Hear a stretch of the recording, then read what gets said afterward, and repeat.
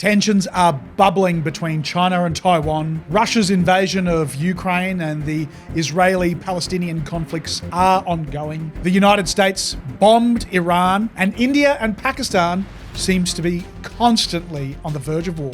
It's no secret that the world appears to be a more dangerous place than it was a decade ago, and plenty of voices have speculated on the possibility of World War III breaking out. And while I'm sure everyone hopes that it won't happen, it is interesting and indeed necessary to imagine the scenario and prepare for all circumstances. So if World War III broke out across multiple fronts across the globe, what would Australia's role be? The US in the last week have asked Australia this very question. Whose side are we on? Would we be directly involved in the frontline fighting? If so, where in the world would it be? Would Australia be attacked, and how would everyday life change in our country? Today, we're going to be running through a potential global conflict scenario based on the kind of wargaming that organisations like the Centre for Strategic and International Studies regularly do, and then speculating about how Australia would fit into this. I'm Pikos, and today we're talking tactics. The outbreak of World War III. The Pacific Theatre. This hypothetical begins in 2027. China has spent the last couple of years trying to pressure and influence Taiwan into joining the mainland. But frustrated by a lack of progress, the CCP decides to launch a surprise, full-scale invasion of Taiwan, aiming for rapid reunification. China has spent years preparing for a potential invasion of Taiwan, but assembling and positioning its forces takes about a month. Initially, the US and allies are unconcerned, considering the build-up as just another military drill. Midway through, however, US intelligence assesses that an invasion is imminent, and allied forces go in on high alert. Taiwan begins full mobilization, activating reserves and fortifying defenses. The US commits air and naval forces to the island's defense, but no ground troops. Australia, Japan, and South Korea also pledged their support, and US forces surged to Pacific bases as well as bases in Northern Australia. The conflict begins with a massive Chinese missile barrage that devastates Taiwan's air force, navy, infrastructure, and communications. China deploys its navy, half of which escort landing ships in the Taiwan Strait, and the other half to blockade the island from the east. Submarines fan out to hunt US vessels. Simultaneously, China launches air and amphibious assaults, backed by relentless airstrikes targeting Taiwan's defenses. The US strikes back. Shortly after, the US and its allies publicly announced that they will help defend Taiwan from the Chinese invasion and begin striking their ships off the east coast of the island in an attempt to break the blockade. Royal Australian Air Force FA-18Fs, assisted by air-to-air refueling, participate in the strikes and are even able to sink a Chinese warship or two. Over the next few weeks, many of these Chinese ships are sunk or damaged, and eventually the blockade is withdrawn, although Chinese submarines and aircraft still hunt any Allied ships that try to land on the eastern side of Taiwan. In response to the US and her allies entering the war, China launches missile strikes on Allied targets across the Pacific, hitting bases at Guam and Okinawa particularly hard. China decides not to strike the US west coast with conventional missiles for fear of the war escalating to nuclear. Australia's northern bases are also spared because of China's limited supplies of long-range missiles. The war quickly has a huge impact on Australia. China, Japan, South Korea, and Taiwan combined are responsible for about half of Australia's total imports and exports, and the conflict means that we are essentially cut off from these markets overnight. Australia deploys several of our Collins-class submarines and P-8 Poseidons to patrol sea lanes and deter China from cutting off other important trade routes to Southeast Asia. The ADF quickly mobilises to get into the fight around Taiwan. In particular, the RAF deploys a large number of aircraft to assist US forces operating around Taiwan. F-35A and FA-18Fs are used in a variety of combat roles. The E-7A Wedge Switchtail early warning and control aircraft, EA-18G Growler electronic warfare, and KC-30A multi-role tanker transport aircraft also make meaningful supporting contributions above the battlefield. Australia also deploys her new fleet of second-hand B-2 Spirit bombers, recently purchased from the US. Since they recently upgraded their fleet to the new B-21 Raider stealth bombers, the US sold their old fleet to Australia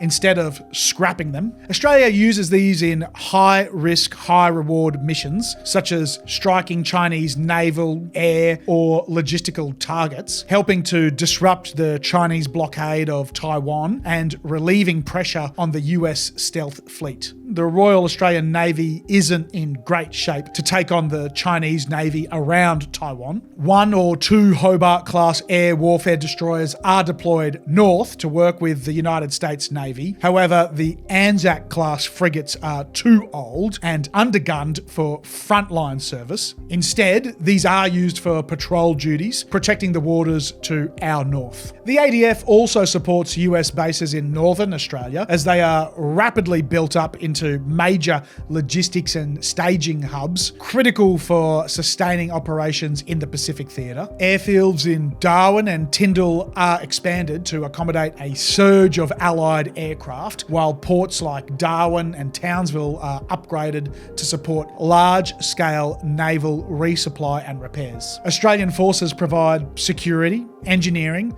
and logistical support, ensuring the safe flow of fuel, munitions, and personnel. These northern bases become essential links in the Allied war effort. Meanwhile, HMAS Sterling in Western Australia is also significantly expanded to support Allied submarine operations, serving as a key base for undersea patrols and resupply across the Indian Ocean and South China Sea.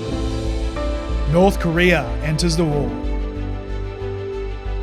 In the first weeks of war, China establishes several beachheads in Taiwan, but fierce resistance and logistical challenges slow its advance. Taiwan's mountainous terrain and limited landing sites favour the defenders. In an attempt to prevent US use of Korean bases, China encourages North Korea to invade the south. A massive artillery barrage allows North Korea to gain some ground early, but South Korea's superior military quickly halts the advance. Unlike China, North Korea lacks naval power, so US and Allied reinforcements flow into the south with fewer obstacles, stabilising the front and preventing a wider collapse on the Korean peninsula. The contribution of the Australian Army to the war has been limited so far. Allied ground forces haven't been able to access Taiwan, and the Australian Army doesn't have enough modern armour to be able to deploy a combat brigade and survive a high-intensity deployment without really heavy casualties. So Australian troops mostly play a support and logistical role. With the war kicking off in Korea, however, Australia decides to deploy the 2nd Commando Regiment via a C-17 Globemaster airlift. These guys undertake special high-value missions in South Korea without taking enormous casualties. The European theatre.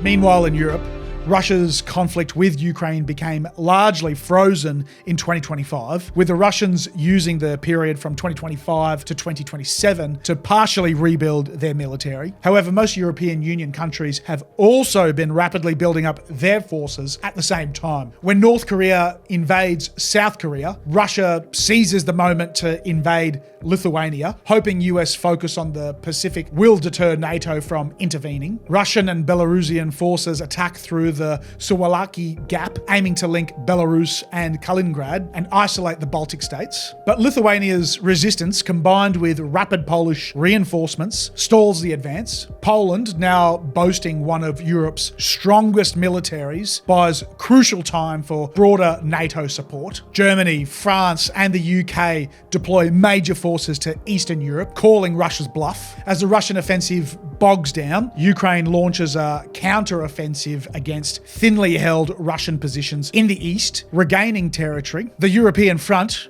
once vulnerable, is re-energised by a unified NATO response and Ukrainian momentum, turning Russia's gamble into a strategic failure, Australia's contribution to the war in Europe would be limited, as our forces would be in the Pacific theatre. Our contribution would likely amount to logistics and airlift, using the C-17 Globemasters to help move NATO equipment or humanitarian supplies. We might deploy special forces or staff officers or advisors to work with NATO command elements, potentially in Poland or the Baltics. And we might also host training for European forces, similar to Operation Kudu, which has already been helping to train Ukrainian forces in the current conflict with Russia. The Middle Eastern Theatre. Following Russia's invasion of Lithuania, Iran and its Houthi proxies in Yemen start attacking Allied shipping travelling through the Persian Gulf and the Red Sea. This is another blow to Australia's economy as it further reduces its trading options after being cut off from its markets in Northeast Asia. Now ships moving through the Middle East are also at risk. But with the US fighting China and the EU fighting Russia, it is up to local allies like Israel and Saudi Arabia to strike Iran and the Houthis and restore safe trade routes in the area. One contribution the Allies can make in the Middle East is the occupation of the Chinese military base in Djibouti, preventing them from actively assisting the Houthis in shutting down the mouth of the Red Sea. Located near the strategically vital Bab el-Mandeb Strait, the Chinese base gives Beijing a key foothold in a region critical to global shipping. By seizing or neutralising the base, Allied forces can deny China the ability to gather intelligence, supply regional proxy forces like the Houthis, or disrupt naval operations in the Red Sea. The impact on Australia.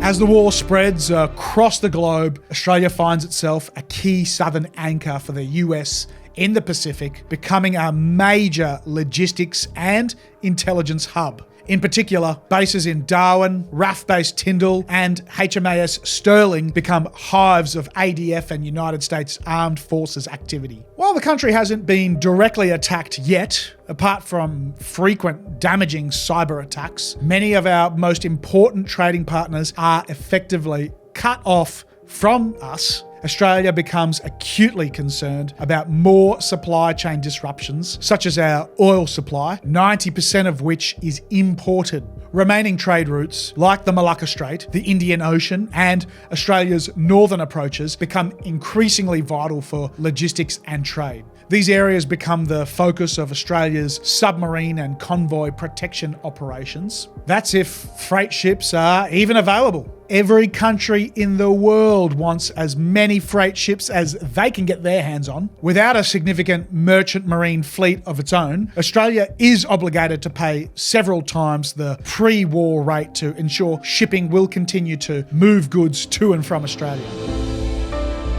The conflict continues. So we've got intense fighting on Taiwan, the Korean Peninsula, and Eastern Europe, and now the Middle East is rapidly going to hell. At least no one has used nukes yet, but this war has only been going for a month or two at this stage. Australia hasn't been attacked directly yet, but with many of our most important trade routes and partners cut off, the Australian economy and therefore everyday life is already starting to change. Thousands of ADF personnel have been deployed across the Pacific and are now in varying degrees of harm's way. But what do you guys think? Is this a realistic scenario? Do you think it might play out differently? Did we miss any other state getting involved? Let me know in the comments section down below. We might continue this series to look into how a potential World War III might affect the lives of everyday Australians. Cost of living, rations, fuel shortages, a draft, or potentially a closer look at how Australia's economy would be affected by a global conflict. World War III has broken out and fighting is escalating around the world. China versus Taiwan and the US, North versus South Korea, Russia versus Europe, and various skirmishes in the Middle East. Where does Australia fit into this hypothetical scenario, and what has the worldwide conflict done to our economy? Today, we're following up our video on what Australia's role in a World War III scenario would be. I'm Pikos, and today, we're talking tactics. war so far. Firstly, let's just do a quick recap on the first part of our World War III series. Our scenario starts in 2027 with China launching a massive bombardment of Taiwan and establishing a naval blockade of the island. This is quickly followed up with an amphibious invasion, which successfully establishes several beachheads, but fails to rapidly capture the whole island. The US and its allies, including Australia, begin striking Chinese ships off the east coast of the island to break the blockade and assist Taiwan. Australia rapidly deploys suitable air and naval assets to the fighting around Taiwan. Then, to stop South Korea from offering assistance to US and allies, China convinces North Korea to invade the south. Australia deploys special forces to help South Korea repel the invasion. Russia takes the opportunity to invade Lithuania, knowing that the US and its Pacific allies will be too distracted to assist Europe. However, this quickly becomes a broader war between Europe and Russia, with Russia going onto the defensive. In the Middle East, Iran and its Houthi proxies in Yemen start attacking allied shipping traveling through the Persian Gulf and the Red Sea. The fighting continues. Picking up where we left off in the previous video, the Korean front remains bogged down, with the massive North Korean army being held at bay by the better equipped, better trained, and dug-in South Korean forces. As the Australian army rapidly swells with new volunteers, its leaders are desperate to deploy at least a combat brigade into the fight in Korea. But Australia still hasn't been able to build or import enough modern armoured combat vehicles to equip a full brigade yet. With most of Australia's allies now involved in the war, imports of war materials are hard to come by, as more industrialised allies are busy equipping their own forces. In Europe, not only has Russia's invasion into the Suwalki Gap failed, but they have been forced to go on the defensive as more and more NATO countries become actively involved in the war. Significant NATO air and sea assets deploy into the Black and Baltic Seas, quickly overcoming Russia's surface fleets there and cutting formerly important trade routes. In the north, Finland begins to skirmish with Russian forces along their long border, forcing Russia to pull troops from other sectors to shore up their defences there. Ukraine senses Russia's weakness and rapidly begins to take back land it had lost in previous invasions. With Russian forces stretched increasingly thin, a large NATO force begins massing in Warmia Masuria with the intention of advancing into Russian Kaliningrad. Initially, things are going more positively for China in Taiwan. One of China's beachheads on Taiwan is the northwestern part of the island. In a grinding eastern advance from this beachhead, the PLA start to threaten Taiwan's capital at Taipei. While the Taiwanese fight bravely, their numbers simply can't compare with the sheer mass of China's, and things start to look grim for the defenders. However, despite China's seemingly limitless forces, in actuality the Taiwanese defenders, combined with supporting US and allied air and naval assets, have succeeded in significantly weakening China's logistical support capacity. So just as China's forces in Taiwan are starting to get large enough to overcome Taiwan's defenders, the PLA's capacity to move enough ammunition and supplies in from the mainland to sustain this force is becoming more and more limited. At this rate, the Chinese know that their forces will run out of supplies before they finish off the Taiwanese defenders. Australia attacked. In a surprise attack, Australia is hit directly. Air bases across the north of the country, including RAF Darwin, RAF Tyndall, and RAF Curtin, are each struck by multiple missiles. The limited anti-missile defences the ADF have in the area are insufficient to knock more than a few of these incoming missiles out of the sky. A number of ADF personnel are killed and injured in the attack, and the bases are damaged, limiting the ability of the RAF to operate in the area until they can be repaired. The strikes turn out to be launched from H-6 bombers flying down from southern China, firing their missiles from just north of Indonesia. It's a move that shocks Australia. It's the first time Australia has been attacked since World War II. China has made the daring call to strike Australia directly, based on the calculation that a number of strikes on the Australian mainland would be all it would take to shift public opinion away from the continued involvement in the war. The Chinese military has gambled that it is worth diverting scarce military resources from the war effort around Taiwan in order to try and knock Australia out of the war. If they succeed, they will remove the ADF from the equation, and more critically, they will prevent the US from using our bases and therefore reduce the effectiveness of US forces operating around Taiwan. After the shock of the attack wears off, Australians feel exposed. Some of our best forces are deployed in North Asia, and the US is too distracted to help in a decisive way. The first priority is starting the process of recalling our Super Hornets and air-to-air refuelers back to bases in Northern Australia. These fighters have a longer range than the F-35s still in Australia and are more likely to be able to intercept H-6s if they launch future sorties against our bases. We also beg the US for a shipment of the ultra-long-range air-to-air missiles, the AIM-174B, in order to better defend from long-range attacks. However, with the US's own stocks running low, it's unlikely they will send these critical munitions to an ally anytime soon. Unfortunately for Australia, the H-6 strikes are only the first phase of China's attack against Australia. A Chinese task force is detected sailing down the South China Sea, close to the Vietnamese coast. The task force consists of a lead destroyer, 2 escort frigates, a couple of submarines, and a tanker. As it makes a run down the Carimata Strait and into the Java Sea, it becomes clear that the task force aims to attack Australia. However, Indonesia, resenting the lack of respect China has shown in firing missiles through their airspace and sailing warships through waters they claim, pass intelligence onto Australia. This proves critical when the task force turns towards the Sunda Strait. Now knowing exactly where the Chinese task force will emerge, the ADF rushes forces to the area. Precision strike missiles armed HIMARS are airlifted to Christmas Island and the Cocos Islands. Several Anzac frigates and a Collins-class submarine steam to the area at full speed. And finally, most of the F-35As, FA-18F Super Hornets and P-8A Poseidons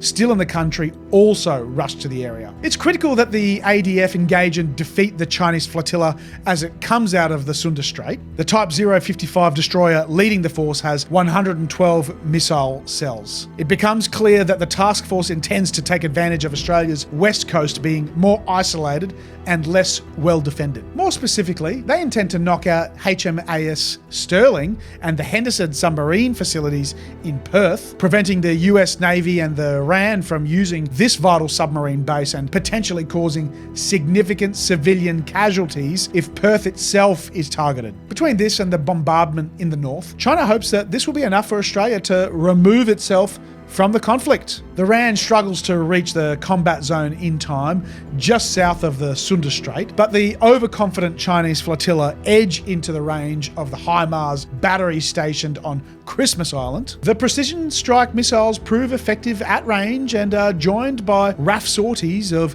F-35s, Super Hornets and Poseidons, all equipped with modern air-to-sea missiles. All hell breaks loose as a missile exchange develops between Australia and Chinese forces. However, the ADF emerges victorious due to being able to rapidly concentrate superior firepower on the Chinese task force and its edge in missile technology and electronic warfare. ADF losses are light, half a dozen aircraft are shot down, and a handful of gunners are killed or wounded when their positions on Christmas Island are hit. On the other hand, the ravaged Chinese flotilla lose their destroyer flagship as well as one of the escort frigates. The remaining frigate and tanker flee towards the relative safety of the Sunda Strait. However, the tanker is intercepted and sunk before it can get far, although the second frigate is able to escape. The submarines attached to the task force are harder to intercept, and even when the surface vessels are destroyed or flee, they continue southeast toward the Australian coast. Just south of Christmas Island, one of the submarines encounter an ANZUS frigate, which had been moving to help intercept the Chinese task force. The Chinese submarine is able to successfully sink the frigate, leading to the deaths of 20 Australian sailors, although the bulk of the crew is rescued. The submarines continue south and spend the rest of the war attacking Australian shipping routes, laying mines and destroying undersea communications cables. Considerable anti-submarine forces are deployed to neutralise them. However, the vast size of Australia's coastline makes the job very difficult for our small Navy and Air Force. The Battle of Christmas Island is celebrated as a successful defence of the country, giving Australians more confidence in their ability to fight against China, although the loss of the ANZUS frigate makes the victory bittersweet. The economic impact on Australia. So the war rolls on. Australia itself has been attacked, but the threat has been beaten back for now. But what has this war been doing to the Australian economy? As I mentioned in the first part of this video series, China, Japan, South Korea, and Taiwan combined are responsible for about half of Australia's total imports and exports, and we are cut off from these markets at the start of the war. The attacks on shipping in the Persian Gulf and the Red Sea, and the fact that there are 2 Chinese submarines prowling Australian waters, are further blows to the Australian economy, and trade is massively disrupted. Despite this disruption in trade, the actual value of imports increases as fast as Australia can organise shipping. Goods important to the war effort are imported in whatever numbers can be procured from neutral countries and regions such as India, Latin America, and Africa. These include fuel, machinery, steel, aluminium, pharmaceuticals, and many other things. One thing that Australia is very much in surplus of is food, so at least no one in Australia is at risk of starving. Pre-war, Australia imported about 90% of its refined fuel, mostly via Asia. However, war immediately cut most of these sources. Additionally, Australia's strategic fuel reserves are extremely limited. Australia scrambles to import fuels from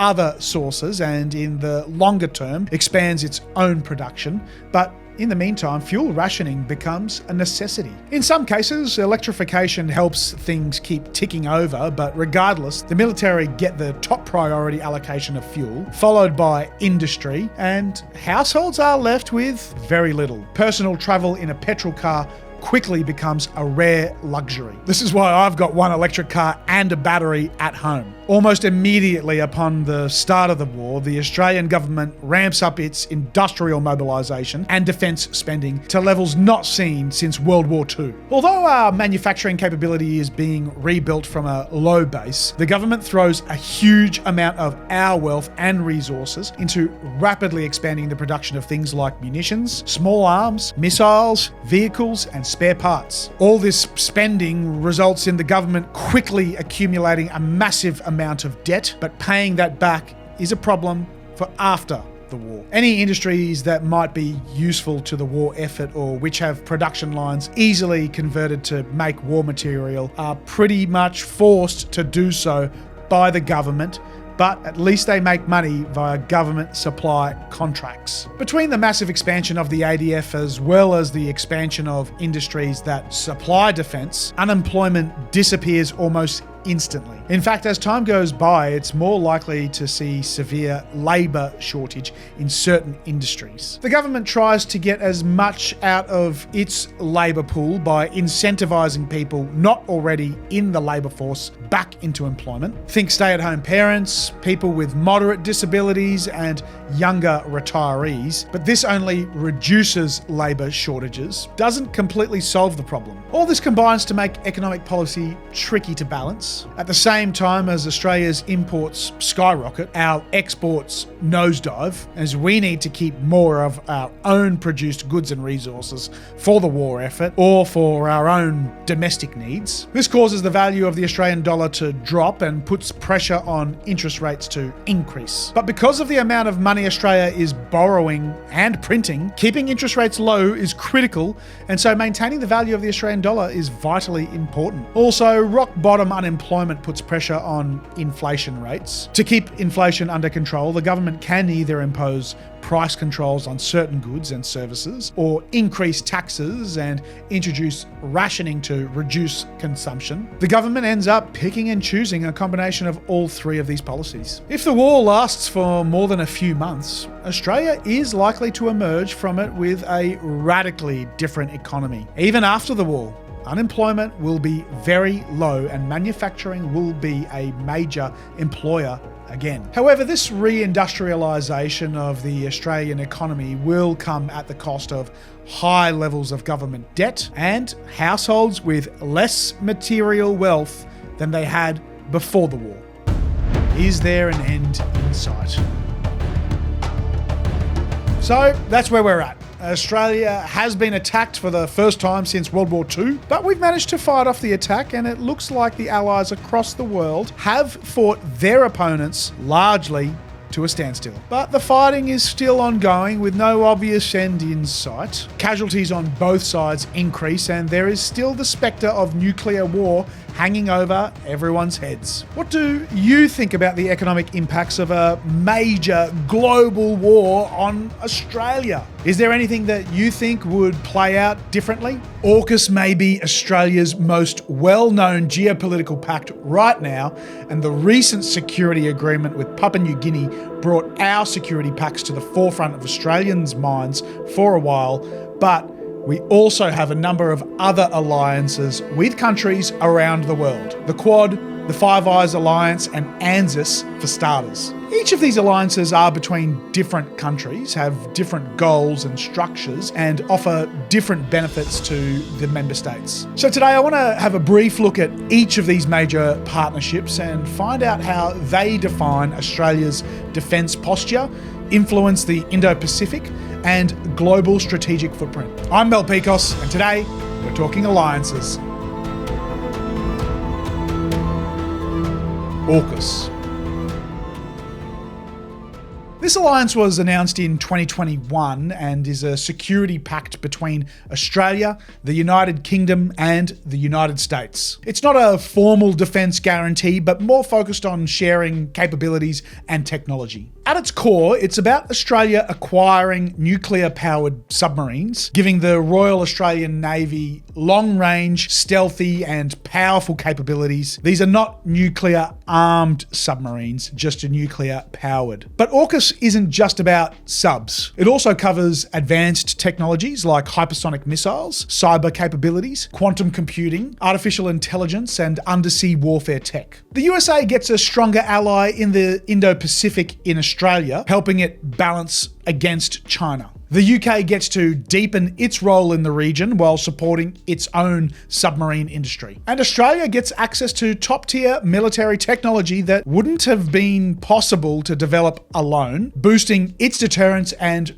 alliance credibility. It also should be noted that AUKUS isn't a defence pact. So if the UK or the US is directly attacked by another country, Australia isn't required to come to their defence under this agreement. We can make our own decision as to enter a conflict if it arises. Personally, I'd like to see more out of the AUKUS agreement. I think there should be a less restrictive immigration policy between AUKUS countries so that highly skilled and in-demand workers can move between the three states more freely. If Australia, the US, and the UK are truly committed to building an integrated security and technology ecosystem, then mobility should be a big part of that. Imagine a system where Australian engineers could easily take up contracts in California or Portsmouth, and American and British AI specialists could seamlessly work in Adelaide's submarine program. It would help fill major skill shortages, speed up defence innovation, and deepen the cultural and professional links that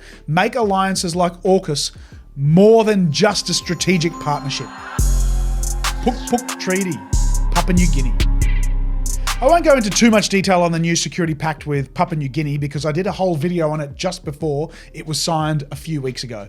But here's a quick overview. The document confirms mutual defence provisions first revealed by the ABC last month, saying each party recognises that an armed attack on either of the parties within the Pacific would be dangerous to each other's peace and the security of the Pacific, and promising they would act together to meet the common danger in accordance with its constitutional processes. It will also allow PNG citizens to serve in the Australian Defence Force and offer a path to citizenship to those who do serve. There will be mutual training activities and interoperability between the two nations' militaries. It's Australia's first new alliance in more than 70 years and is widely seen as attempting to curtail China's growing presence in the Pacific. The Quad.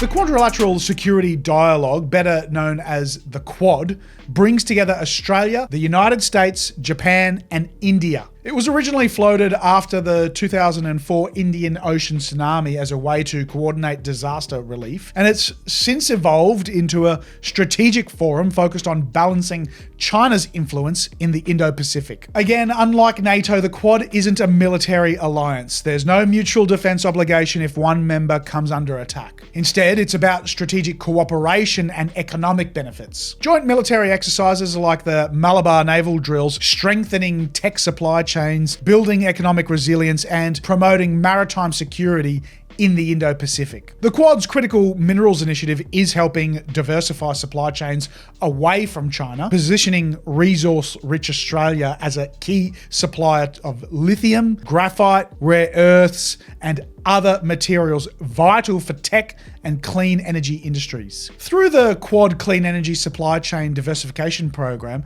Australia is receiving funding for projects in solar, hydrogen, and battery technology, while its new Cable Connectivity and Resilience Centre bolsters secure undersea data links that underpin regional trade and digital infrastructure. Then there's the trade flow. The Quad countries account for 44% of two-way merchandise trade in the Indo-Pacific and 30% of global foreign direct investment. Better coordination amongst them can help Australian exporters, especially from resource-rich states, tap into broader markets, investment channels, and infrastructure funding. Finally, programs like the Quad Infrastructure Fellowship and Health Security Collaborations build capacity, networks, and goodwill. These types of projects aren't flashy, but are valuable economic assets. Each country in the Quad gets something out of it. The United States reinforces its role as the anchor of Indo-Pacific security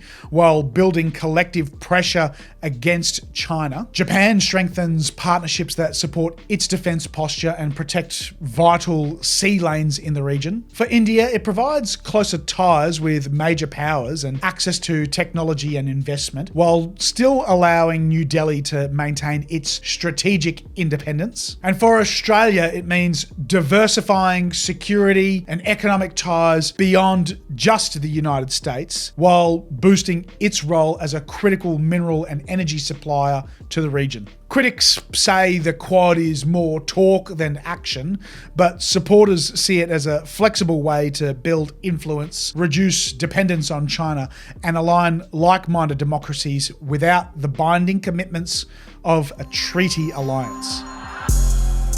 ANZUS.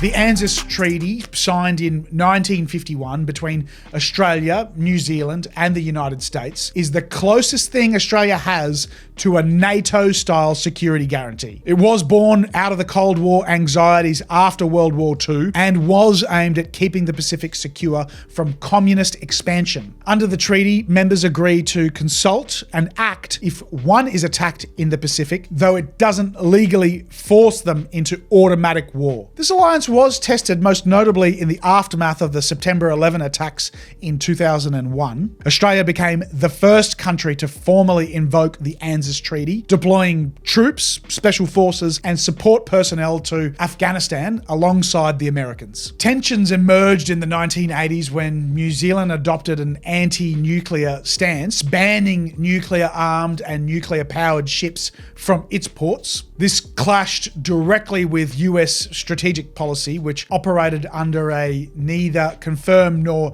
deny approach about whether its vessels carried nuclear weapons. The result was a sharp cooling of military cooperation between Wellington and Washington, and while the treaty obligations were never formally dissolved, cooperation shifted towards bilateral ties between the US and Australia. In recent years, relations have thawed, joint exercises have resumed, and the three nations are finding new ways to collaborate, particularly in peacekeeping, humanitarian aid, and cybersecurity, even if New Zealand's nuclear stance remains unchanged. For Australia, ANZUS remains the cornerstone of its defence policy, giving it the confidence of US military backing in the Pacific. The Five Eyes.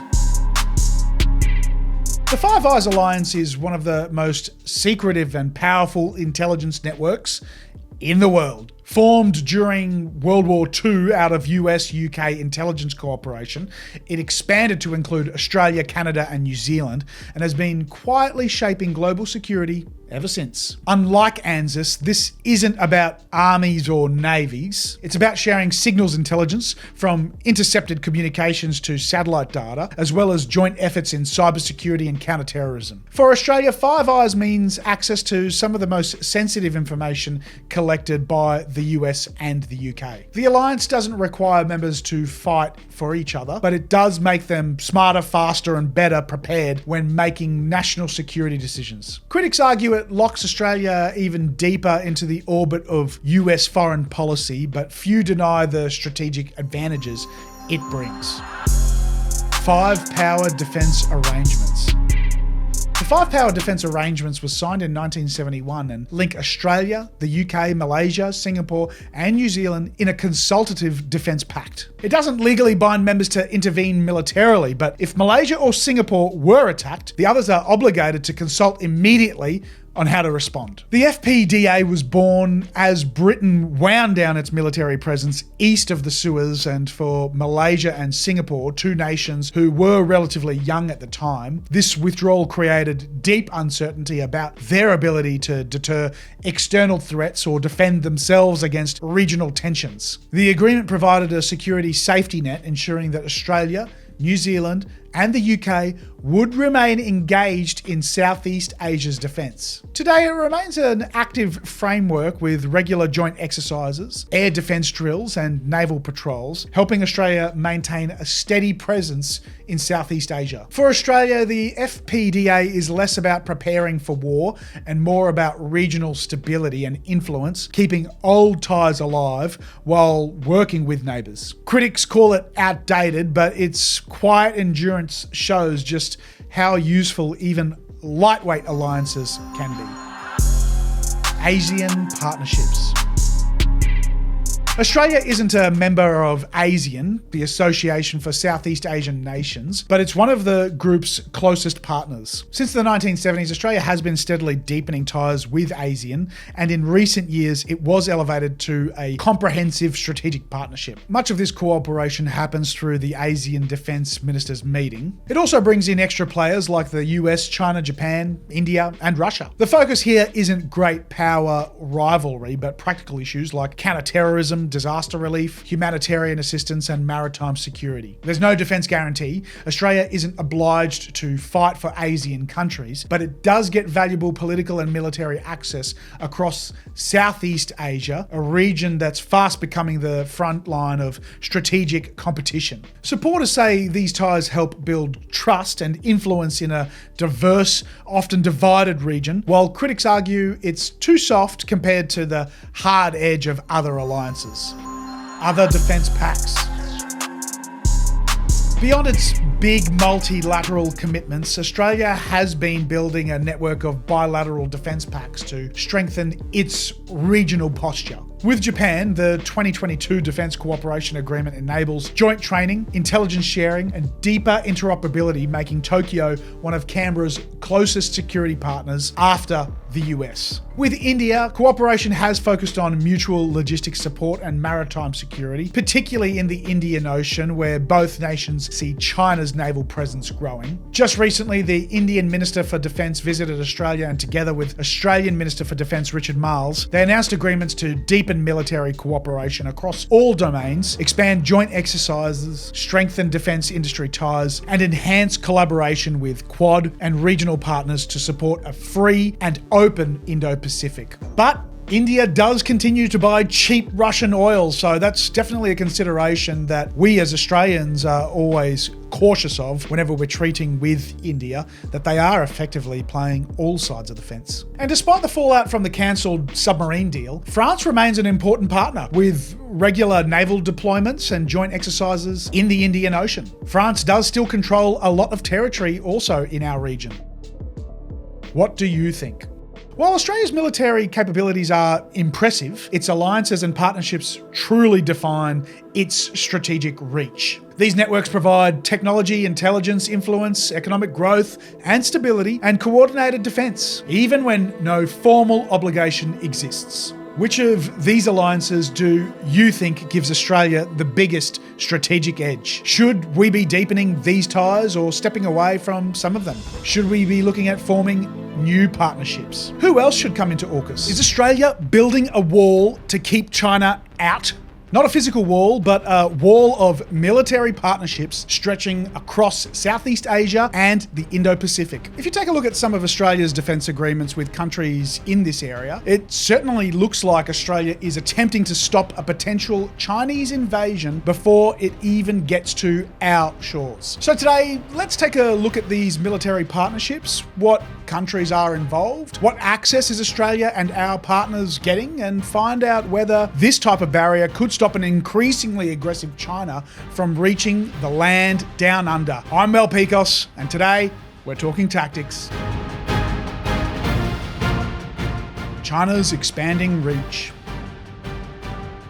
China's military footprint in the South China Sea has grown dramatically over the past decade. Looking at the military parades being hosted in Beijing, it's more and more obvious that China is looking to project strength around the world. The Chinese Navy has become the largest in the world by ship count, and its Coast Guard, which is increasingly acting like a paramilitary force, regularly intimidates vessels from the Philippines, Vietnam, Taiwan, and even some of our own. They are gradually claiming more and more of the South China Sea by way of creating artificial islands. They do this by dredging sand onto reefs and then concreting over them to create permanent structures. In response, Vietnam has started doing the same, and together they have destroyed thousands of acres of coral reefs, according to the US government and the Center for Strategic and International Studies. These artificial islands have collectively become known as the Great Wall of Sand, and China is building on these islands. They're building military bases, complete with airstrips, capable of launching nuclear bombers. It's alarming, not only for their close neighbours like the Philippines and Japan, but also the US and Australia. But China's expansion isn't about a sudden invasion. It's a slow, strategic push. By combining economic pressure, political influence, and a constant military presence, Beijing is redrawing the balance of power in the Indo-Pacific one step at a time. For Australia, the fear isn't specifically that China will land troops in Darwin. It's that we wake up one day to find our sphere of influence quietly taken over and the rules of our region rewritten without a single shot being fired. The modern Brisbane Line. During World War II, there were rumours about something called the Brisbane Line. The idea was that if Japan invaded Australia, we would withdraw forces back to Brisbane, effectively abandoning the north of the country and focusing our defences on the southern half. This was never an official strategy for obvious reasons, but it revealed something deeper: a fear of being isolated, cut off from allies, and unable to defend the vast expanse of our country. 80 years later, that same anxiety has returned, but in a different form. And it feels like we have a new Brisbane Line of sorts. Instead of preparing to defend from Brisbane southwards, Australia is now extending its defensive perimeter northwards into Southeast Asia. Through partnerships with countries like Singapore, the Philippines, and Papua New Guinea, we're building a chain of alliances and forward positions that can act as a barrier to China's growing reach. This modern Brisbane Line isn't about retreating, it's about projecting strength and making sure any threat to Australia is dealt with long before it gets close to our shores. Australia's chain of defence agreements. I made a video recently about Australia's military alliances, and while I mentioned that Australia had a number of smaller defence partnerships with a number of countries, I didn't specifically mention them all or go into detail about what they all entail. It was actually Thomas B 5600's comment that compelled me to go into a bit more detail about these agreements and actually make this video. So thank you, Thomas B 5600, and make sure to comment your thoughts below if you have an idea for a future video. Australia has a number of defence partnerships with nations all across the Indo-Pacific. Today, I just want to take a look at a few of them. Singapore. With Singapore, the defence relationship is long-standing and deeply embedded. In the 1970s, they joined the 5 Power Defence Arrangements, which started joint training exercises and strategic cooperation. In the 80s and 90s, bilateral cooperation deepened, with Singaporean forces beginning to train in Australia. And in 2016, both countries signed the Comprehensive Strategic Partnership, which expanded collaboration in defence, trade and science. Singapore even invested around $2.25 billion into upgrading the training area at Shoalwater Bay and Townsville. Just this year, the two nations signed a significant memorandum of understanding which builds further on the decades of cooperation and lays out ambitious new paths for joint training, science, and technology, logistics and supply chain work. Under the agreement, Australia will gain enhanced access for the ADF through Singapore, while the Singapore Armed Forces gained increased access to Australia's training areas, including establishing a rotational fighter training detachment at Shoalwater Bay and Greenvale. The agreement also deepens joint research and defence industry cooperation, synchronises supply chains and logistics between Canberra and Singapore, and formalises professional exchanges in domains such as cyber, information warfare, and future warfighting. Singapore sits at the southern tip of the Malay Peninsula, right at the entrance to the Malacca Strait. This is a vital choke point through which an estimated 25 to 30% of global maritime trade passes, including roughly 80% of China's imported crude oil. Control or influence over this narrow passage is strategically critical, making Singapore the tip of the spear in this region. Australia's partnership with Singapore is strategic, forward-looking, and makes Singapore an even more capable partner, one that increases Australia's presence in Southeast Asia, strengthens interoperability, and reinforces collective defence in a region that matters. The Philippines.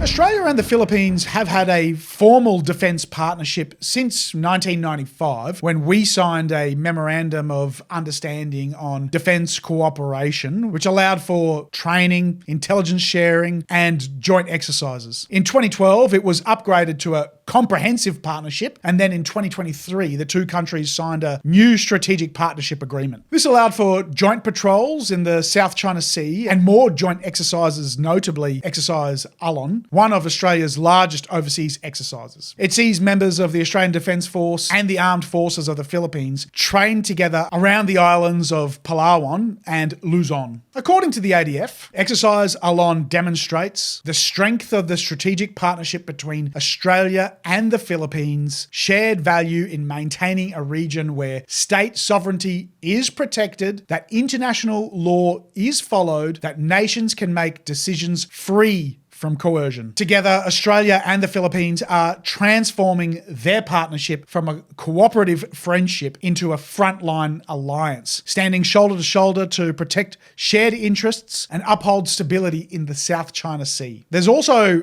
8 secret projects. Many people are suggesting that it could be runways and military bases within the Philippines itself, but as we get more intel on them, we'll be sure to include a new video. Indonesia. Australia and Indonesia's defence relationship has evolved through highs and lows. The first agreement in 1995 collapsed after the 1999 East Timor crisis, but was rebuilt with the Puk Puk Treaty in 2006. This agreement reaffirmed respect for each other's sovereignty and established cooperation on counter-terrorism, maritime patrols, and intelligence sharing. A key clause committed both nations not to support separatist movements. This was seen as a direct response to Australia's handling of West Papuan refugees in 2005 and reflected Indonesia's sensitivity around separatist movements. Since coming into force in 2008, the treaty has laid the foundation for regular military exercises and strategic dialogue. That partnership was elevated again in 2024 with the Australia-Indonesian Defence Cooperation Agreement, the most significant defence pact between the two nations. This enabled deeper collaboration on joint operations, defence technology and disaster relief, and reinforcing a shared commitment to a peaceful, rules-based Indo-Pacific. Japan. Australia and Japan maintain a robust and comprehensive defence partnership rooted in their comprehensive strategic partnership established in 2014. Defence and security cooperation forms a central pillar of this relationship, reflecting shared interests in regional stability, a rules-based Indo-Pacific, and interoperability between their armed forces. The two nations regularly coordinate through annual 2+2 meetings of foreign and defence ministers, ensuring strategic alignment on security policies and regional contingencies. Practical cooperation spans a wide range of domains, including joint exercises and training across land, sea, air, and cyber, as well as peacekeeping, disaster response, and humanitarian assistance. Key exercises such as Talisman Sabre and bilateral maritime operations reinforce interoperability, operational readiness, and shared strategic understanding. Additionally, Australia and Japan collaborate on defence industry initiatives, technology transfer, and material supply chains to strengthen their defence capabilities. In 2022, the Australia-Japan Reciprocal Access Agreement further deepened defence ties by enabling each nation's forces to operate more seamlessly on the other's territory. This partnership positions both countries as key security partners in the Indo-Pacific, enhancing their ability to respond to regional challenges, support multilateral security initiatives, and contribute to a stable, rules-based regional order. The Australia-Japan defence relationship is widely regarded as one of Canberra's most important in the region. Other partnerships. But that's not all. Australia has also negotiated defence partnerships or agreements with a number of countries in the Indo-Pacific, including Malaysia, South Korea, Thailand, Brunei, India, Vietnam, Cambodia, Laos, Vanuatu, Fiji, Papua New Guinea, and the Solomon Islands. A key piece of Australia's defensive puzzle, at least in my mind, is Christmas Island, about 1,550 kilometres off the coast of Western Australia. It's actually an Australian external territory and is small, remote, but perfectly positioned to monitor and protect one of the most important choke points in the world, the Sunda Strait. If you saw my video on a hypothetical World War III scenario a few weeks ago, you know this was a crucial area during a battle between Chinese naval ships and Australia's Navy and Air Force. It's easy to see why Australia might want to establish key military infrastructure there. During the recent Talisman Sabre training exercise, this is exactly what they did. Airlift a HIMARS to Christmas Island for training simulations. Strategic implications. In World War II, Australia looked south for safety, drawing a line across the continent and preparing to defend what it could. But in the 21st century, the strategy has completely flipped. Now Australia looks north for security, building alliances, bases, and partnerships across the Indo-Pacific to push that defensive line further from home. But there are some risks. Increased military cooperation inevitably heightens tensions with China, which sees these moves as encirclement. There's also the danger of stretching Australia's limited defence resources too thin across too many commitments. And in partner nations like the Philippines or Papua New Guinea, there's always the potential for domestic backlash over issues of sovereignty and the presence of foreign troops. But what do you think? Will Australia's military partnerships create a barrier to protect us from potential Chinese attack? Which other countries should Australia be making defence agreements with? When Australians think about our most important allies, the usual names come to mind: the United States, the United Kingdom, Japan, big powers, far away, who share our values but don't share borders. And of course there's New Zealand, a neighbour and a partner we work with constantly, but even closer than that lies another nation, because our closest and potentially most important partner isn't half a world away, it's right on our doorstep. Just 4 kilometres from Queensland, across the Torres Strait, lies Papua New Guinea. For decades, PNG has been seen mainly through the lens of aid programs, peacekeeping and development challenges. But that's changing. Australia and PNG are now building something bigger, a comprehensive partnership that spans defence, sport, labour, education and culture. And it isn't just symbolic.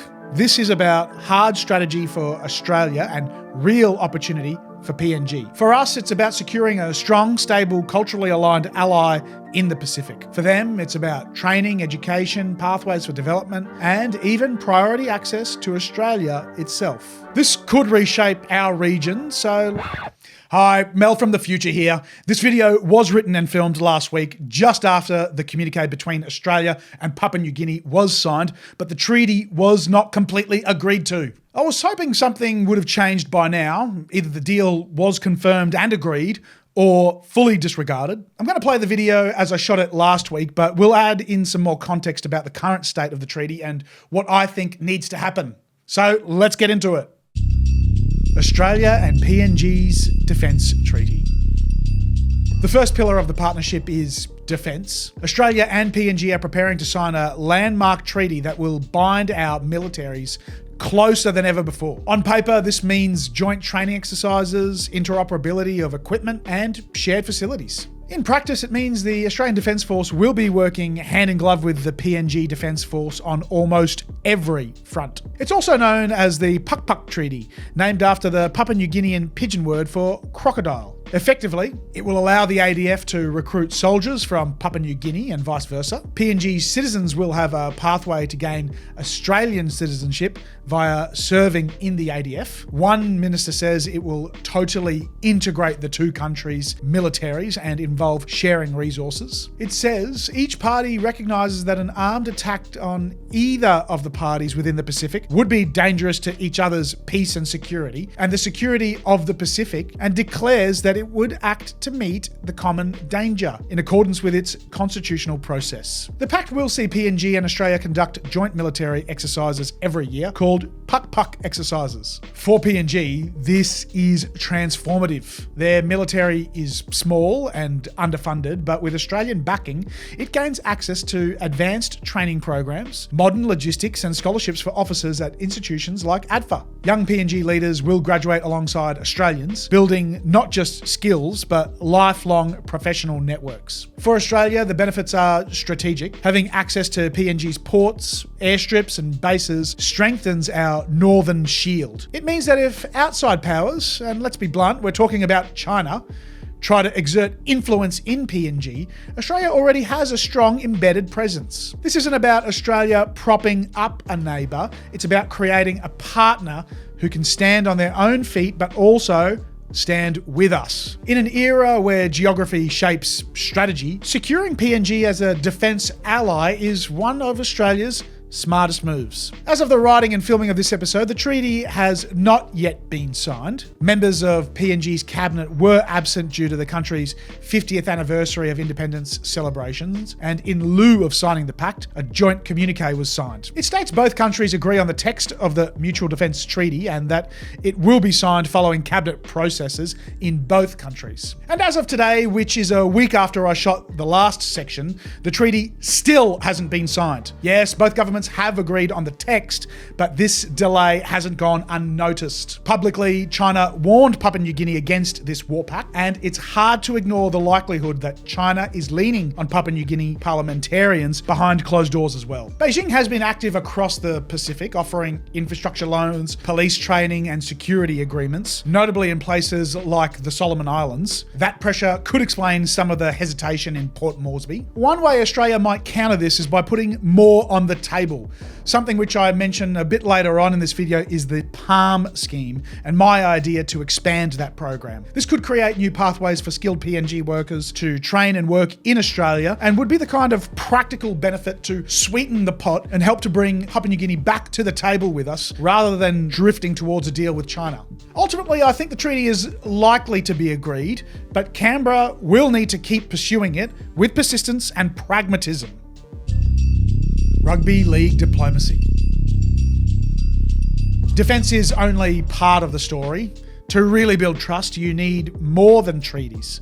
You need culture. And in PNG, an important part of their culture is rugby league. Rugby league isn't just a game there. It's a national obsession. From Port Moresby to the Highlands, the sport unites communities that otherwise might never interact. In a country with hundreds of languages and tribes, rugby league is one of the few things everyone can agree on. It was formally announced in December 2024 that PNG will field a team in the NRL starting from 2028. The Australian government will invest $600 million over 10 years to help develop the team and associated facilities in Port Moresby. That funding is conditional on an assurance PNG will not sign a security deal that could allow Chinese police or military forces to be based in the Pacific nation. On the surface, it's a sporting decision, but politically, it's a masterstroke. It brings PNG directly into Australia's cultural orbit on equal terms. It gives PNG players a pathway to professional careers with the chance to train and play alongside the world's best. For Australia, it means every weekend, millions of fans in PNG and here at home, we will be watching the same game, cheering the same competition. That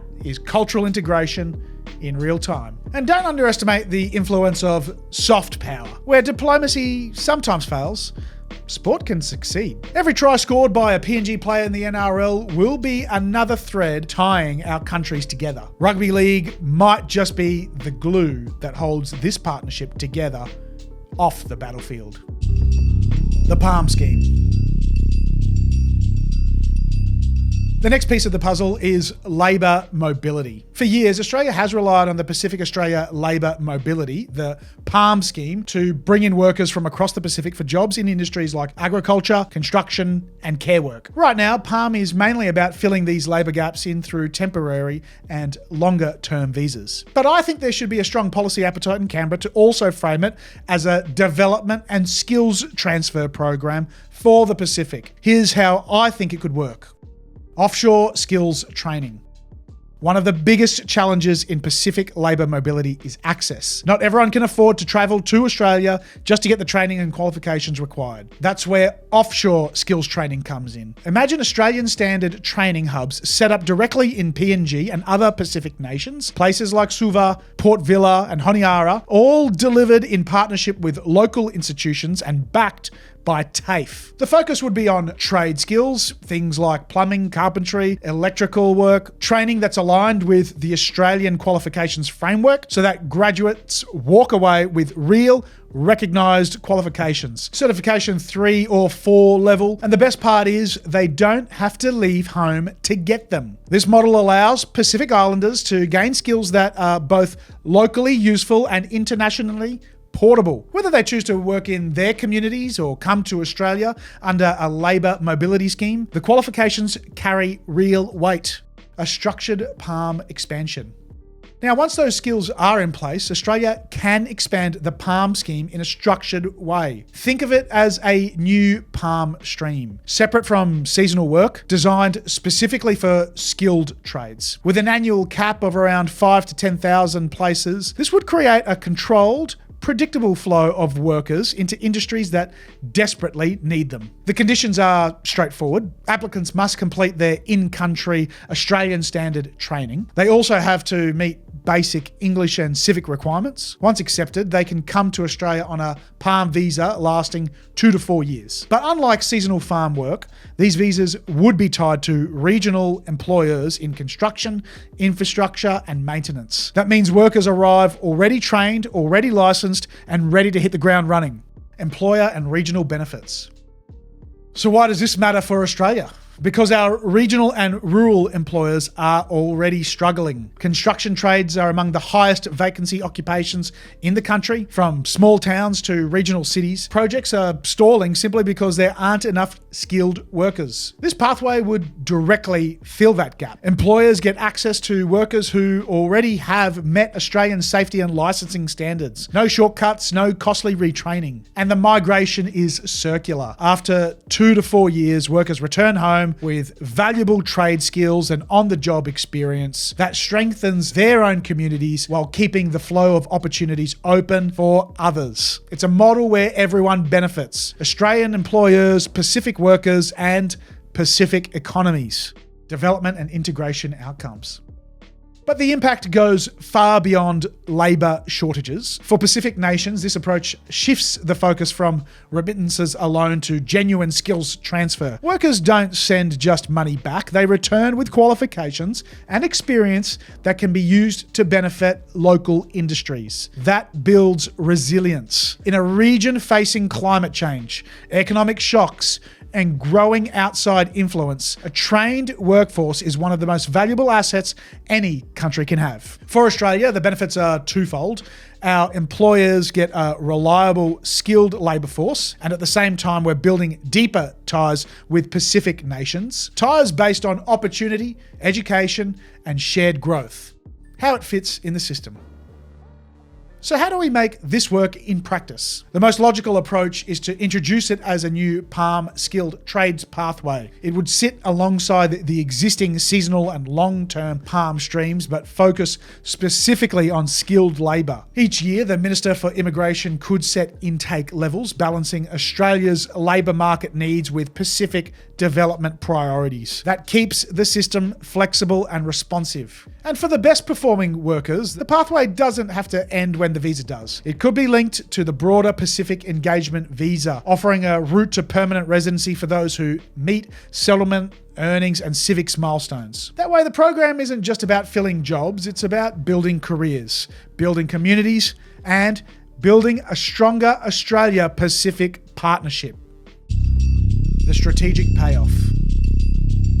So what's the end game here? What do both sides really gain? For Australia, the main answer is security. With PNG on our side, the northern approaches to our continent is covered by a trusted ally. Our bases and ports are safer, our influence in the Pacific is stronger, and our ability to resist outside pressure is dramatically increased. It's a logical solution to a global challenge. For PNG, the payoff is development, training, education, migration, pathways, and international prestige through sport and defence cooperation. This isn't charity, it's opportunity. Instead of being a recipient of endless aid, PNG becomes a partner in its own growth. Together, this creates something rare in international politics, a true win-win. Both sides give, both sides gain, and both sides move closer to a future where the partnership feels less like foreign policy and more like family. The Pacific model. And that's why this relationship matters. Australia's partnership with Papua New Guinea isn't just about defence or sport or jobs. It's about integration. It's about building a shared destiny in the Pacific. If this works, if PNG emerges as a strong, stable, culturally aligned ally, it could become the model for how Australia engages with the entire region. Not aid handouts, but skills, opportunity, and cultural exchange. Not distant diplomacy, but practical, lived integration. PNG could become Australia's closest and most trusted ally. Not because it has to, but because it chooses to, and because the benefits flow both ways. In a world where geography is more important than ever, that's a partnership Australia can't afford to overlook. If you look at the map of Australia, then rotate it slightly like this, you can see that the northwest of Australia points directly out over Indonesia, through the South China Sea and straight towards the growing threat of China. If an attack on Australia came, there is a high potential that this stretch of the country would be the defensive lines, which is why there is a network of military bases from Learmonth to Townsville. Some of these are full operating bases, others are bare bases, lightly staffed in peacetime but stocked with fuel, shelters and infrastructure so they can activate within hours. And right now they're being transformed. Billions are going into stronger runways, hardened shelters, expanded fuel storage and high-tech networks that integrate Australia directly with allied forces. China's rapid military build-up is driving this shift. Today we're looking at Australia's frontline bases, what's there, what's changing, and what it means for our ability to deter and defend in the Indo-Pacific. I'm Mel Pikos, and today we're talking tactics. Why does the north of Australia matter?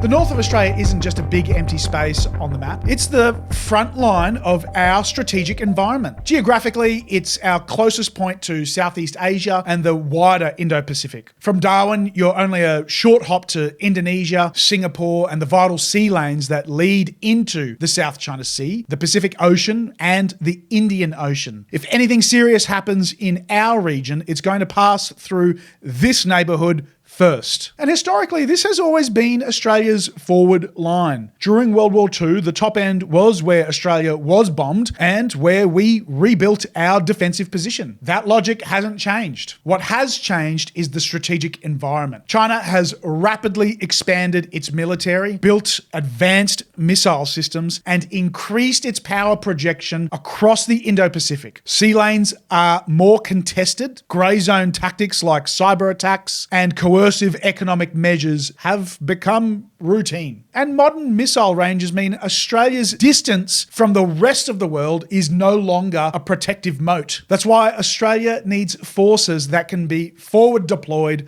sustained, and ready at short notice. Australia's north is where that happens. It's also why the United States increased its presence here in the 2010s. In 2012, the US Marine Rotational Force began training out of Darwin, marking the start of deeper cooperation and more frequent joint exercises. Air Marshal Rob Chipman, the Vice Chief of the ADF, recently said, "Historically, we've enjoyed a 10-year warning time to conflict. We now assess that that warning time has evaporated and that we need to be ready sooner than that." And that means we need to bolster our northern bases.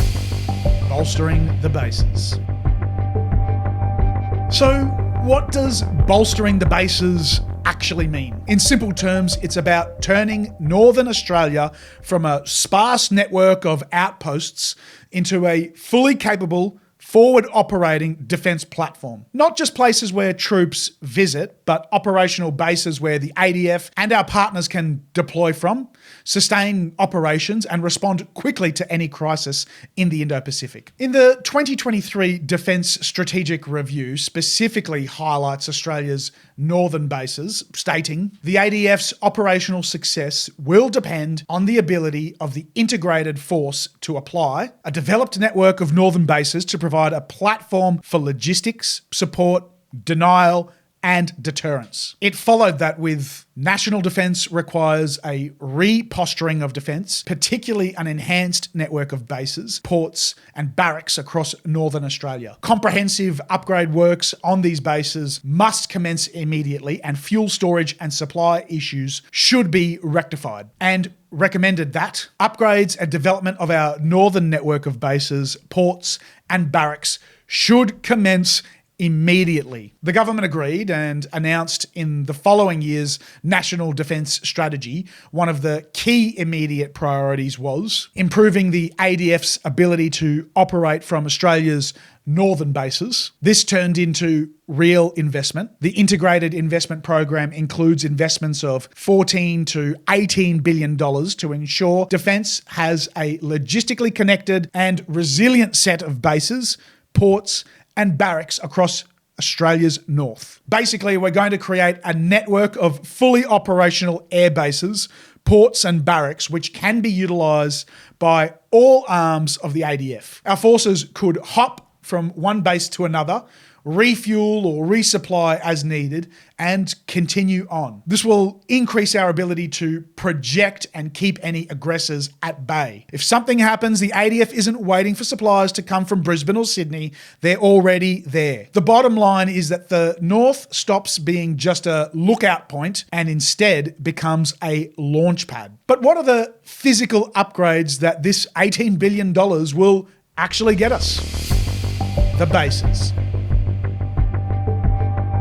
Some of the northern bases and ports that will be upgraded include RAF bases at Learmonth, Curtin, Darwin, Sherga and Townsville, the Navy ports HMAS Coonawarra and HMAS Cairns, the Cocos Keeling Islands Air Base, the training areas at Robertson Barracks, Mount Bundy, Kangaroo Flats, and the Bradshaw Field Training Area, and the Harold E. Holt Naval Communications Station. Let's take a look at just a few of these.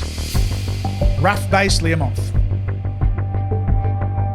RAF Base Learmonth on the northwest coast of Australia near Exmouth is undergoing a major upgrade to transform it into a high-capacity forward air hub capable of supporting KC-30A tanker operations. The project includes strengthening the runway and taxiways for heavier aircraft, building new connecting taxiways, upgrading airfield lighting, and constructing dedicated parking aprons with in-ground hydrant refueling systems. A new fuel installation will also allow sustained tanker and cargo operations. The redevelopment, estimated at $662 million and scheduled for completion by 2028, will give Learmonth a major strategic boost. Once finished, it won't just be a backup base. It will become a key logistics and aerial refueling node, extending the ADF's reach deep into the Indian Ocean and across Australia's northwest. RAF Darwin. RAF Base Darwin is being upgraded to improve its ability to support the personnel, aircraft, and support elements operating from the base during major activities and exercises. Works started earlier this year and will see upgrades to enhanced security, community safety and resilience, including a new high-capacity main entrance, an upgraded entrance for heavy vehicles, and upgraded to potable water, firefighting water, and sewer infrastructure. These recent upgrades have followed previous works which saw enhancements to the main runway and taxiways designed to improve the capacity, security, and resilience of the base. 2023 also saw the construction of a $76 million bulk fuel storage facility funded by the US, designed to enhance operational capabilities and support for training exercises to enable enhanced air cooperation between Australia and the USA. And right now, there's a lot of landing clearing underway at RAF Darwin for what seems like it could be too much parking areas and new taxiways for aircraft. But given the scale of the work, there's speculation that some of this space could be set aside for Project Air 6502, the Air Force's future medium-range ground-based air defense system. And honestly, having a permanent battery of missile interceptors on standby in the top end would be a great idea, particularly in the current threat environment. RAF Base Tyndall. The airbase at Tyndall has fast become one of the most important bases in Australia. It's currently home to the number 75 Squadron, flying the F-35 Joint Strike Fighters, and is a key forward operating base for the E-7 Wedgetail early warning and control aircraft. It's receiving a number of infrastructure upgrades, such as refurbishments to the fire station, community buildings and security alarms, increasing living quarters, electrical infrastructure, sewerage, and stormwater upgrades. But the key upgrades include extending and upgrading the runway and taxiway, expanding the parking apron, and building an aviation fuel farm. These upgrades are specifically designed to increase the capacity of RAF Base Tyndall to support KC-30A multi-role tanker transport operations, in particular air-to-air refueling and air logistics support missions. The upgrades are also designed to allow for the US deployment of B-52 bombers from Tyndall. Revealed in Four Corners a few years ago, the plans allow for 6 of the US's deadliest bombers to be parked at the airbase. There would also be USAF fuel storage and further training undertaken by United States Air Force as part of the US Force Posture Initiative. HMAS Coonawarra. The Navy port in Darwin sits inside the Larrakia Defence Precinct, although lately some people are referring to it as the Larrakia Construction Precinct, thanks to how long the upgrades are taking. Jokes aside, it's a critical naval hub for Australia, and the modernisation work underway is absolutely essential. Just this year, Kuru Wharf was opened, which means more berthing capacity for naval vessels, including major surface combatants and submarines. It's big enough to allow the Royal Navy's Queen Elizabeth-class aircraft carriers to dock. Upgrades also include a new Norforce precinct comprising headquarters, training and operational facilities, as well as a workshop and vehicle shelters, a new 2-storey shared user facility, a new base entry precinct and associated infrastructure, the construction of a 3,000 square metre hard stand with associated buildings, and the construction of a new ready-use fuel facility with a 3.5 million litre storage capacity. The result, once the upgrades are actually completed, will be a dramatically strengthened naval precinct that can host bigger ships, move faster in a crisis, and anchor Australia's presence across the north. Cocos Island.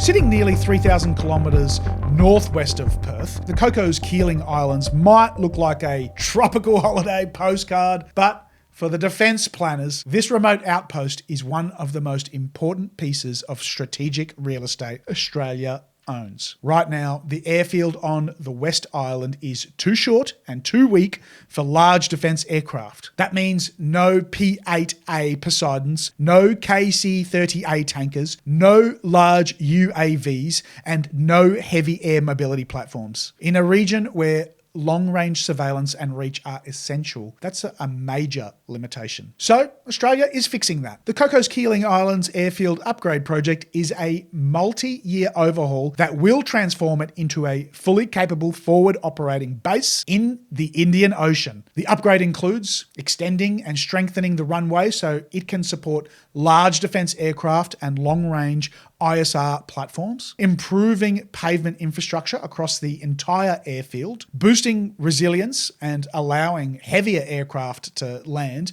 without damaging the surface, upgrading airfield lighting and drainage, improving all-weather operations and reducing the impact of tropical downpours, building a new permanent construction wharf based at Ruma Baru Port at the northeast of West Island. This is crucial for getting heavy equipment, fuel and supplies onto the island for both the upgrade and any future defence operations. Once complete, Cocos becomes far more than a remote airstrip. It becomes a forward launch point for surveillance flights deep into the Indian Ocean, a staging area for long-range patrols, and a key piece in Australia's broader network of northern and northwestern bases. Australia's sovereignty and alliances. Strengthening Australia's military bases is not just about pouring concrete, lengthening runways, or upgrading fuel sources. It is also about sovereignty. The more capable Australia's bases are, the more control Australia has over its own defence posture. When Australia can host, maintain, and operate advanced aircraft, submarines, and surveillance systems from its own territory, it reduces dependence on others and expands its ability to act independently if the strategic environment demands it. Upgraded northern bases give Australia the option to project power further into the Indo-Pacific. Hardened facilities, dispersed fuel and ammunition depots, and improved logistics hubs all help ensure that Australian forces can keep operating even under pressure. This resilience is a core part of modern sovereignty. It is not enough to simply own the equipment. You need the infrastructure that lets you to sustain it. But strengthening sovereignty does not mean shutting allies out.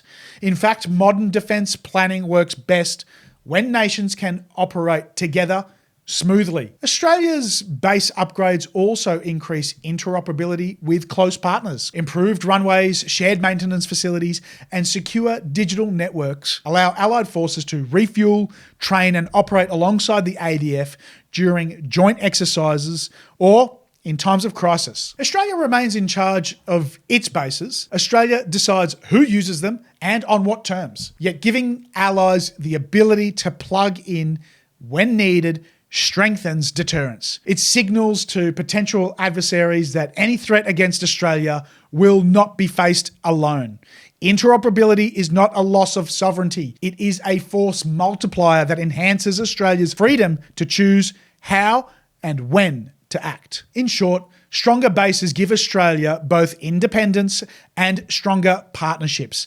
They reinforce national control while enabling cooperation. And in a region where power balances are shifting quickly, that combination is one of Australia's greatest strategic assets. What do you think? Is the government doing enough to strengthen Australia's northern bases? What else could be upgraded? Or is this money better spent on other military capabilities like drones, fighter jets, or missile defense? If war breaks out over Taiwan, Australia could be dragged into a conflict we're simply not ready for. The stakes, not just lives, but the future of global technology.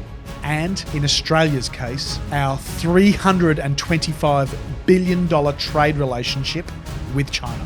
So if it comes down to it, should we just let China take Taiwan? Or is this a fight we have to join? Today, we're diving into the brutal truth about what a Chinese invasion of Taiwan means for Australia, our economy, our alliance with the US, and what role we might actually play in the conflict between these two global superpowers. I'm Mel Pikos, and today, we're talking tactics. Taiwan, semiconductor capital of the world.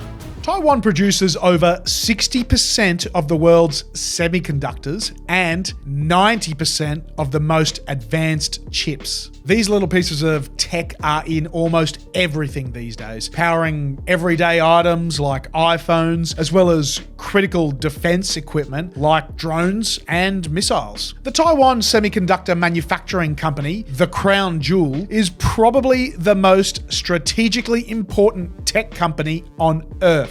Whoever controls Taiwan dominates the world's supply of semiconductors and potentially the global economy. That's one of the reasons why China wants it. And that's part of the reason why the US and its allies, including Australia, may be forced to defend it. China versus Taiwan.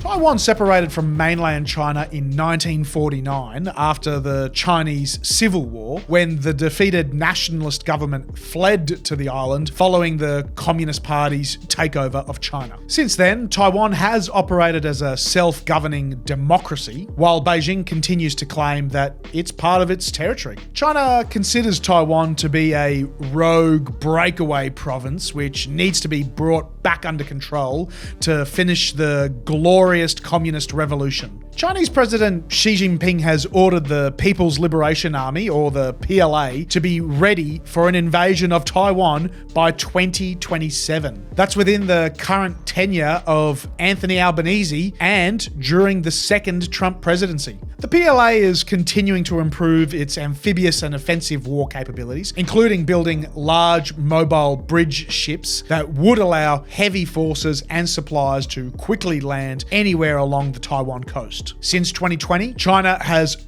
tripled its store of ballistic and cruise missiles up to 3,500. This means China has the number to strike pretty much all targets in the Western Pacific simultaneously, including the US base in Guam. So here's the question. What would Anthony Albanese do if China made a move? Australia is committed to peace in the Indo-Pacific, but is also committed to our US alliance. Albanese talks diplomacy, but China is undertaking the biggest military build-up the world has ever seen. Certainly not since Nazi Germany in the 1930s in the lead-up to World War II. The US reaction. US President Donald Trump is notoriously hard to predict, particularly in the area of international relations. In the past, he's praised strongmen like Xi, but also recently started a major trade war with China, blamed the country for taking advantage of the US, ramped up tariffs, and called them America's biggest threat. Trump has pulled troops from everywhere except Asia. So if China invades, would Trump fight back?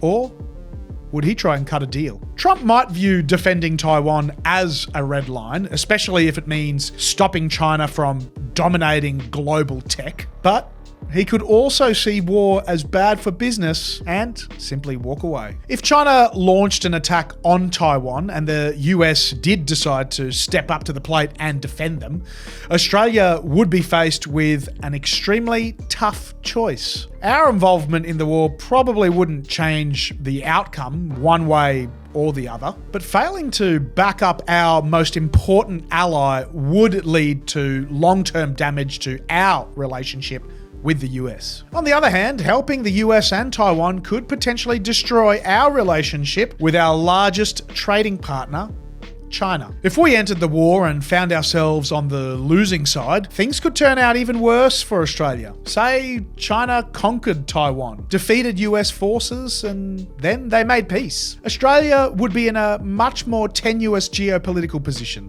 The US, having its nose bloodied, would have to accept Chinese dominance of East Asia, and Australia could struggle to avoid being the target of Chinese economic coercion and grey zone warfare.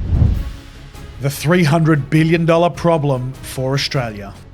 In 2024, Australia had $325 billion in two-way trade with China. This includes $212 billion in exports, mainly iron ore, coal, gas, and food, all shipped to Beijing, a $113 billion trade surplus. China is our biggest trading partner, but in war, trade stops.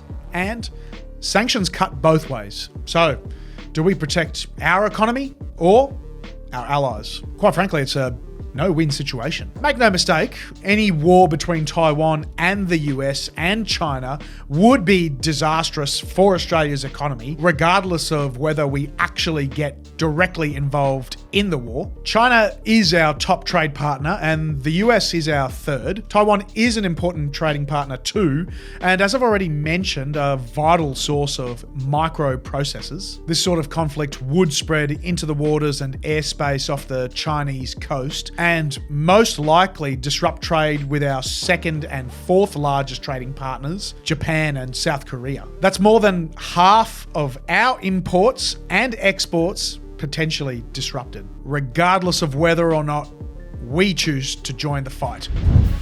Australia's role in the conflict.